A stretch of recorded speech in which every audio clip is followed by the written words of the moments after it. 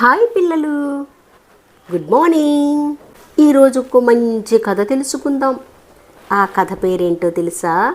ముత్యాల చిప్ప నీలి చేప. ఒకసారి 3 చేప పిల్లలు తమ తల్లుల మాట కాదని సముద్రం మధ్యలోకి వెళ్ళి కాసేపు అక్కడ ఉన్న సముద్ర జీవులతో ఆడుకున్నాయి. సడన్గా నీలి చేప పిల్ల మిగిలిన 2 చేప పిల్లలకి కనిపించకుండా పోయింది. అంతవరకు అక్కడే ఆడుకుంటున్న తన స్నేహితురాలు ఏమైందో అని నీలు ఏదిని అడిగితే తన తల్లికి సమాధానం ఏమి చెప్పాలో తెలియక కంగారు పడుతూ చాలాసేపు వెతకసాగాయి. కానీ ఫలితం లేకపోయింది. తామెక్కడ తిరిగాయో అక్కడున్న నీటిపైకి వచ్చేసాయి. మరుసటి రోజు నీళ్ళు కనిపిస్తుందేమో అని వెతికాయి. కానీ ఫలితం శూన్యం. సరే, మరి ఇక నీళ్ళు ఏమయ్యింది? ముందుగా తన స్నేహితులతో ఆడుకుంటున్న సమయంలో అక్కడే ఉన్న ఒక పెద్ద ఆలుచిప్ప కనిపించేసరికి అదేదో అనుకుని దానిలోకి నీలి చేప వెళ్ళడం, ఆలుచిప్ప కప్పులు మూసుకోవడం జరిగేసరికి ఏదో ప్రమాదం ముంచుకొచ్చిందని తెలుసుకునేసరికి అంతా జరిగిపోయింది నీలి చేపకి. ఇంతలో ఆలుచిప్పలో ఉన్న జీవి నీలితో ఇలా అంది, "ఏయ్, నీవు ఇందులోకి ఎందుకు వచ్చావు?" అని అడిగింది. "సరే, ఎలా వచ్చావు కాబట్టి నా పిల్లలకు కాసేపు కబుర్లు చెప్పు, నీకు బహుమతి కూడా ఇస్తానులే" అని చెప్పింది. "బహుమతికేం కానీ నా స్నేహితులకు, మా అన్నకి దూరం అయ్యాను కదా, అమ్మ మాట వినకుండా వచ్చినందుకు నాకు ఇలా జరగాల్సిందే" అనుకుంటూ కాసేపు పిల్లాల చిప్పలకి కొన్ని కథలు, మంచి మాటలు చెప్పింది నీలి చేప. అలా పిల్లల్ని చాలాసేపు ఎంగేజ్ చేసినందుకు తల్లి ఆలుచిప్ప సంతోషంతో 2 ముత్యాలను ఇచ్చి అలంకారంగా చేప మొప్పలపై అతికించింది.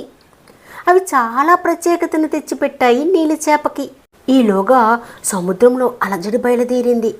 కొందరు మనుషులు డైవింగ్ చేసి ఆలుచిప్పలు పడుతున్నారని.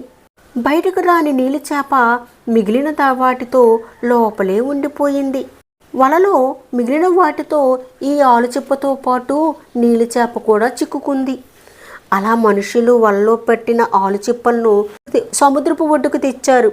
ఒక్కొక్కటి ముత్యాల కోసం ఓపెన్ చేయసాగారు. అందులో ఒక ఆలుచిప్ప ప్రత్యేకంగా ఉంది.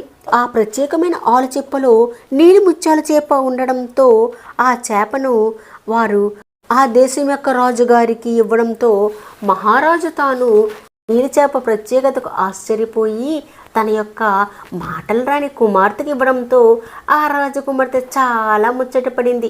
ఆ ముత్యాల చేపపై చేయి వేసి నిమరగానే అకస్మాత్తుగా ఆ చేప గలగలా నవ్వింది. ఆ చేపతో పాటు ఆ రాజకుమార్తె అవ్వని మాటలు రాని ఆ రాజకుమార్తె కూడా హాయిగా కిలకిలా నవ్వింది. "హాయ్ నీలి చేప, నువ్వు చాలా బాగున్నావు, నువ్వు నాకు చాలా నచ్చావు" అంది నీలి చేపతో రాజకుమార్తె.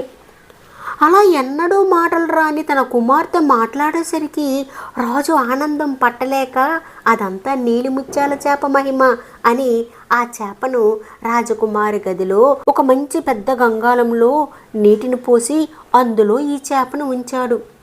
అలా వారం గడిచింది. ఒకసారి రాజకుమారి తన స్నేహితురాలతో అక్కడున్న నది దగ్గరకు చేపతో సహా వెళ్ళి ఆ చేపను అక్కడే ఉన్న నదిలో విడిచిపెట్టేసింది.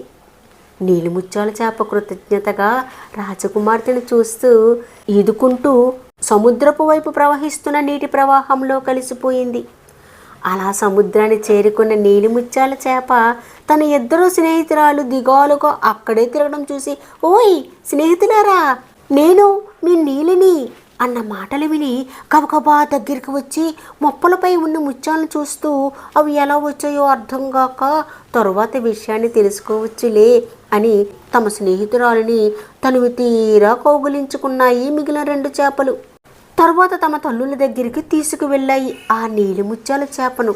ఆ నీలి ముత్యాల చేప తన యొక్క తల్లిని, స్నేహితురాల్ని అందరినీ చూసి ఆశ్చర్యంగా తోకని ఇటు అటు ఆడిస్తూ నీటిలో తిరగసాగింది. చూసారా పిల్లలు, తెలిసింది కదా, మనము కూడా ఒక్కొక్కసారి అమ్మ వద్దని పనులే చేస్తూ ఉంటాం. ఇప్పుడు తెలిసింది కదా మన నీలి చేప అమ్మ మాట కాదని వెళ్ళడం వలన ఏం జరిగిందో. భగవంతుని దయ వలన నీళ్ళు తిరిగి తన తల్లిని చేరుకుంది కాబట్టి సరిపోయింది. కాబట్టి మన తల్లిదండ్రుల మాటలు ఎప్పుడు కూడా పెడచెవిన పెట్టకూడదు. అమ్మా నాన్న చెప్పిన మాటలు వినాలి, సరేనా? ఓకే, మీకు ఈ కథ నచ్చితే సబ్స్క్రైబ్ చేయడం మర్చిపోకండి. మీ ఫ్రెండ్స్కి షేర్ చేయండి.